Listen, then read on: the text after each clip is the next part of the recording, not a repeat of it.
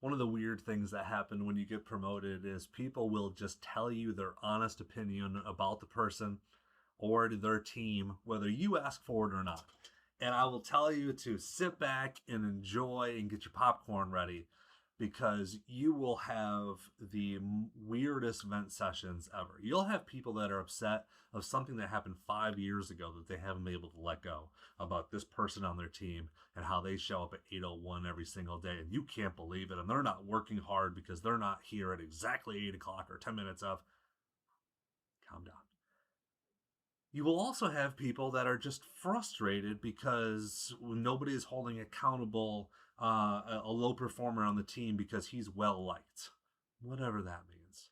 So when you're new to your role and you're sitting down and you're having one-on-ones with your team, ask them, how do you make the day more efficient? Not necessarily better, because by the end of the day, you might actually get more stuff added to your plate and it might be more challenging. You might like it, but it might be more challenging. How do you make your day more efficient? And then just sit back and realize. And then once you've compiled your data of shit talking and you sit down with a person with 99% of the complaints and you say, Carl, how do you think that you're liked or not liked in the office? Well, I think I'm liked. Okay. Why would you say that? That's the follow-up question. You don't just go in there and say, Mary hates you and Rose is just disgusted with, you show up 5 minutes late and you take a 35-minute lunch instead of a 30-minute lunch. You ask a follow-up question. Why would you say that? Right? How do you think you fit in? That's probably a better question. How do you think you fit in with the team?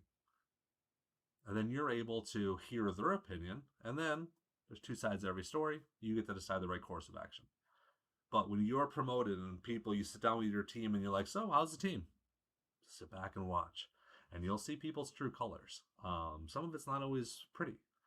But I will tell you, if there is one person that is the barrier from everybody else excelling, you have to get that person out. You have to hold them accountable. You have to let them know that they're not meeting expectations. You have to let them know that they are the weakest link in the office because otherwise your team will not excel.